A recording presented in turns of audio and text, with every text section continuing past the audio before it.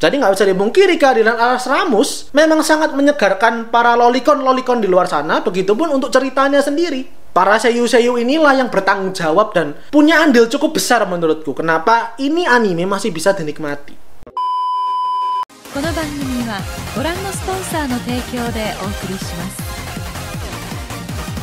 Okranasan minasan, saya Speak, dan terjadi lagi. Ini sama persis kayak 2 minggu lalu aku bahas Hoshino Samidare. Aku awalnya mau bikin konten pandangan pertama. Aku coba nonton animenya.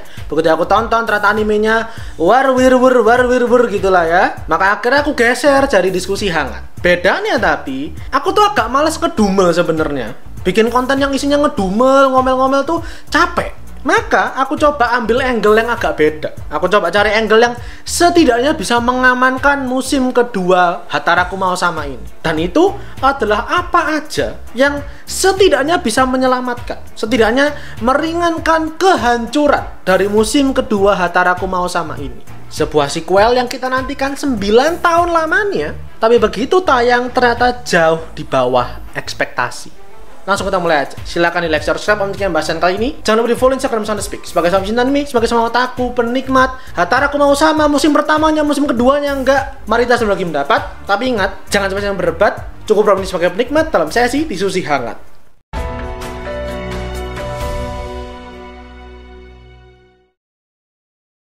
Jadi, aku beritahu dulu. Seperti biasa, aku tuh sebelum ngebikin konten akan selalu riset dulu. Aku coba gali-gali informasi dan dalam kasus ini aku coba cari validasi. Ketika aku tonton, aku coba ikutin musim kedua Devil is Part-Timer ini. Dan aku ngerasa kok seperti ini gitu ya kualitasnya.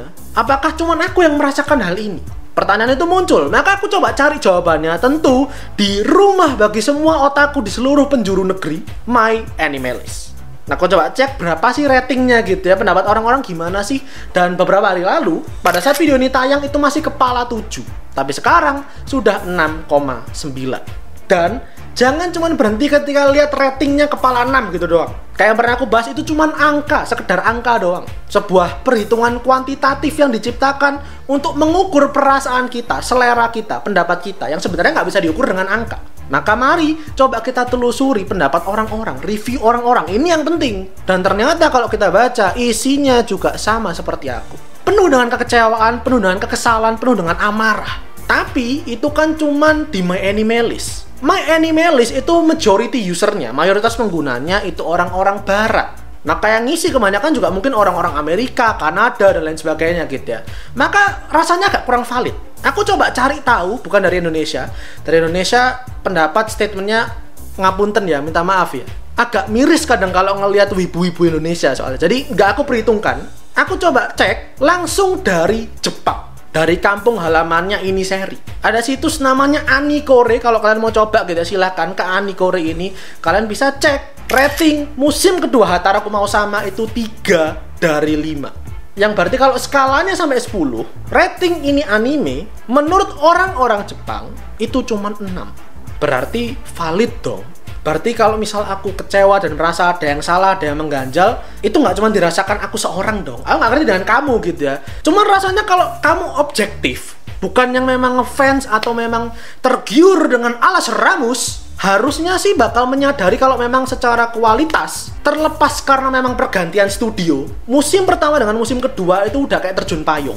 Tapi meskipun begitu, kayak tadi aku bilang di awal, aku akan coba untuk sedikit selamatkan kapal yang karam ini gitu ya. Apa yang bisa menyelamatkan, apa yang bisa kita nikmati dari musim kedua di Devil is Part-Timer ini. Yang pertama, ya Alas Ramus. Nggak bisa dipungkiri, bukan dalam artian karena dia loli, karena dia imut, iu gitu, moe, enggak, bukan perkara itunya. Itunya juga iya buat sebagian orang. Tapi menurutku Alas Ramus menjadi kesegaran baru. Satu-satunya hal baru yang bisa kita dapatkan gitu ya dari cerita Hataraku Mau Sama yang sudah kita nantikan 9 tahun lamanya, ya si cewek loli ini. Dan dia juga menjadi gerbang baru, menjadi pintu pembuka untuk masuk ke arc cerita yang baru. Jadi nggak bisa dipungkiri kehadiran Alas Ramus memang sangat menyegarkan para lolicon-lolicon di luar sana, begitupun untuk ceritanya sendiri. Karena dengan begitu ada konflik baru yang sekarang harus diselesaikan sama Mao sama Emi. Itu yang pertama. Yang kedua, langsung to the point aja lah ya.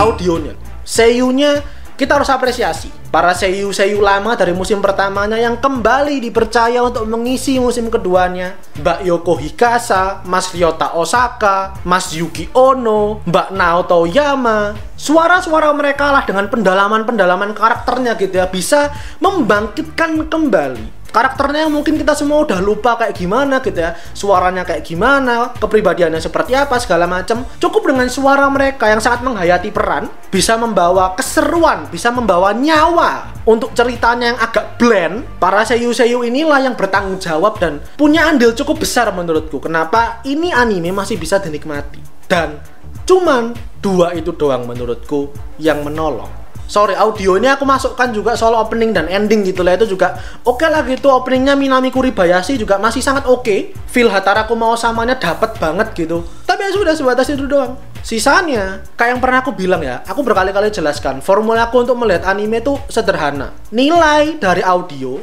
visual, cerita. Kalau 2 itu berantakan, kemungkinan besar animenya juga bakal berantakan. Dan ya itulah kurang lebih yang agak terjadi dengan Hataraku Mau Sama ini.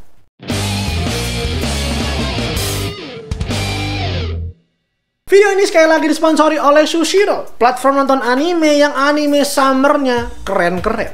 Classroom of the Elite ada, Overlord Season 4 ada, Hataraku Mau Sama musim kedua meskipun kayak gini grafis kualitasnya ada juga.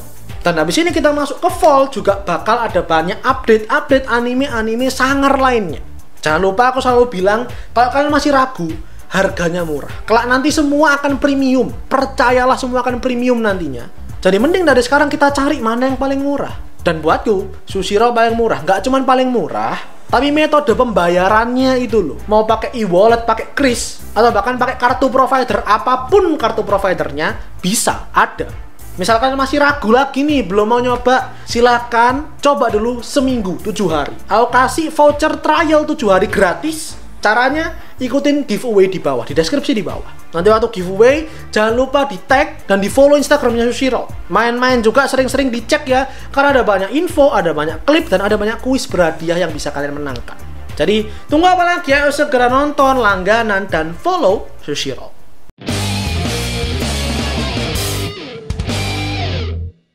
Karena yang plus gitu, yang memang aman itu memang cuma dari audionya doang kayak aku jelaskan barusan. Secara visual, ya kalian ngerti sendiri lah gitu maksudnya. Jangan salah paham dulu. Aku ngerti kalau studionya berubah. Aku juga ngerti kalau otomatis stylenya akan berubah. Bukan itu permasalahannya. Karena kalau kalian tonton episode 1-2-nya animasinya cukup solid. Tetapi ada beberapa episode kemudian makin ke belakang gitu ya, yang kualitas animasinya itu terkesan kayak pokok asal jadi, pokok asal tayang. Ada satu titik ketika aku nonton, aku lupa episode 4 atau episode 5 tuh aku sampai mikir, kok bisa ya animasi kayak gini tuh tayang di TV nasional dan tayang secara global, secara komersil gitu maksudnya. Apa nggak di screening dulu gitu maksudnya? Apa nggak ada pengecekan dulu, quality check? Atau emang ya udah dibiarin kayak gini? Maksudku, ini karya orang loh gitu. Ini yang adaptasi light novel orang loh. Masa ya digarapnya segitu asal-asalannya gitu. Aku sebenarnya males gitu kasih kata asal-asalan. Cuman itu yang bisa aku lihat dari grafisnya. Maksudku, apakah nggak bisa? Ini pertanyaan ya, ini bukan retorika, bener-bener pertanyaan yang entah siapa yang bisa menjawab, tolong jawab aku. Apakah nggak bisa anime itu diundur dulu aja? Nggak buru-buru dikeluarin. Karena kalau kejar tayang, alhasil juga pengerjaannya asal-asalan. Kalau asal-asalan, kasihan yang bikin material source-nya, kasihan penulisnya gitu ya, kasihan staffnya yang dipecut mati-matian Romusa, kasihan yang nonton juga malah nggak enak nontonnya. Dan hal lain yang nggak bisa dimungkiri, silakan main ke My Anime List, cek review orang-orang soal musim kedua Hataraku Mau Sama. Banyak yang akan bilang permasalahannya tuh bukan di grafis, di pacing segala macam, di penulisannya, di story-nya. Yang mana ini itu adalah apa ya, risiko laten aku bilang. Akan sebuah cerita yang charmnya itu cuma di awal, kemudian dipotong di tengah-tengah, dan cerita selanjutnya itu dibikin jadi sequel. Aku coba jelaskan, gak usah yang jauh-jauh, yang masih sama-sama summer, Kanojo Karishimasu musim kedua. Apakah semeledak musim pertama? Apakah review dan ratingnya sebagus musim pertama? Apakah serame dan sebanyak itu yang nonton kayak musim pertama? Kalau kamu menjawab enggak, Alasannya adalah karena memang story-nya nggak ada yang baru. Apakah lucu? Tetap lucu. Apakah menghibur? Tetap menghibur. Buatku pribadi yang memang suka seri kayak gini, secara cerita sebenarnya nggak ada masalah terlalu berarti. Cuman tidak bisa dipungkiri, ini problema yang sebenarnya dihadapi nggak cuma Hataraku Mau Sama doang sih. Ini permasalahan dari yang kayak aku bilang tadi. Ceritanya tuh panjang nih, ceritanya berseris. Charm-nya itu cuma di awal. Charm ini dalam artian apa yang menjadi daya pikat. Di Kanokari, kita melihat ada cerita romcom tapi tentang pacar sewaan dan tentang mantan yang toksik. Itu baru buat kita. Maka kita tonton, kita tertarik. Di Hataraku Mau Sama, musim pertamanya, kita menemukan ada parodi isekai, ada reverse role, ada raja iblis yang harusnya kuat sekarang malah nyambi di McDonald di Jepang. Charmnya di sana, seiring cerita berjalan, susah untuk dapat hal baru yang sama-sama ada sparknya, sama-sama ada ledakannya kayak di awal. Terutama untuk seri romcom, ini tantangan paling besarnya. Beda kasus misal kayak action ya, atau misteri gitu lah ya, seri misteri itu juga. Aku kasih contoh dulu, aku kasih perspektif lain ya. Waktu Boku no Hero Academia pertama kali diadaptasi jadi anime 2016 dulu, waktu itu aku sudah baca manganya. Dan reaksi pertamaku adalah, loh kok cuman 12 episode? Bukankah ini punya potensi dibikin jadi seri yang panjang, kayak Bleach, kayak Naruto, kayak One Piece? Dan kenapa Boku no Hero dibikin kor-koran, dibikin 12-25 episode? Karena aku tahu ini seri punya potensi, ceritanya jangka panjang, itu menarik. Kalau dipotong-potong, malah akan ngerusak hype-nya, ngerusak ceritanya. Tapi ternyata hal itu salah, karena Boku no Hero itu seri action. Seri action kecenderungannya makin ke belakang, makin panas, makin complicated, makin berkonflik. Seri romcom kecenderungannya complicatednya tuh di awal dan di akhir. Di pertengahan, ini yang biasanya akan jadi tantangan tersendiri buat penulisnya, bisa ngasih apa yang baru, bisa menyuguhkan apa yang panas, apa yang bisa ngasih bumbu supaya orang-orang bisa tetap bertahan. Kalau dalam kasusnya light novel atau manga, karena itu berseri, nggak ada dipotong dan harus ada jeda gitu ya, orang-orang mungkin masih akan betah ngikutin, nungguin tiap minggu, tiap bulan. Tapi kalau kasusnya kayak anime, musim pertama dipotong selesai, kita tunggu berapa bulan atau bahkan berapa tahun. Kanokari berapa lama sih? 2 tahun doang. Gak harus kayak Hataraku Mau Sama 9 tahun. Selama jeda itu, vibe-nya hilang, hype-nya hilang. Spark yang kita temukan di awal rasanya jadi nggak menyenangkan, jadi nggak seru lagi. Kecuali mungkin menurut fans dan orang-orang yang nggak berekspektasi apa-apa. Kali loh ya. Dan beneran ketika kita nyoba musim keduanya, kita ngerasa gak ada yang baru deh. Perasaan sama aja kayak yang kemarin deh. Gitu-gitu aja, monoton deh.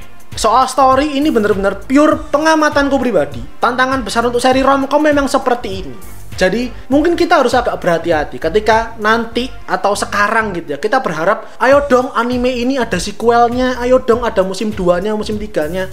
Hati-hati. Kita lihat dulu dari material source-nya, adakah hal yang cukup bikin ceritanya panas atau enggak? Karena kalau enggak, secara story pasti bakal agak melandai. Nggak akan sepanas prequelnya, musim pertamanya. Tapi masih akan ketolong dengan seiyuu gitu ya, dengan audio, dengan visual. Tapi kalau kayak Hataraku Mau Sama musim kedua ini, yang kualitas animasinya naik turun, dan tidak sedikit yang grafisnya terkesan asal-asalan, ya udah, akan dikenang sebagai salah satu sequel yang dinantikan lama, tapi mengecewakan. Gak enak loh, sama kayak Berserk gitu maksudnya. Fansnya nunggu lama-lama, begitu tayang ternyata kok kayak gini hasilnya. Percayalah, dari semua, menurutku yang paling terluka dari semua balik lagi ke penulisnya. Aku tuh kasihan dengan penulisnya, persis sama kayak Hoshino Samidare. Jadi itu aja untuk kali ini, untuk menutup summer 2022. Aku tutup dengan Hataraku Mau Sama musim kedua yang sangat aku nikmati sebenarnya. Season pertamanya aku suka banget. Aku ada di era dimana di saat itu aku nggak ngelihat review, di saat itu aku nggak lihat rekomendasi orang-orang. Aku pure cari sendiri, aku lihat sendiri, kelihatannya menarik, aku icipin sendiri. Ternyata keren Hataraku Mau Sama. Aku termasuk orang yang menantikan mana season keduanya. Aku termasuk orang yang agak kecewa dengan endingnya yang tiba-tiba ngegantung gitu aja. Tapi ternyata begitu tayang, aku juga termasuk orang yang kecewa akhirnya dengan musim kedua. Itu aja untuk kali ini. Silahkan like video ini kalau kalian bahasan kali ini, coba komentar, share kalian, dan terakhir coba follow Instagram Sound Speak dan subscribe buat kalian nikmati 5 konten anime dan manga dari Sound Speak karena anime dan manga yang aku suka dan kalian suka. So, see you guys in the next video. Ita, saya penasaran.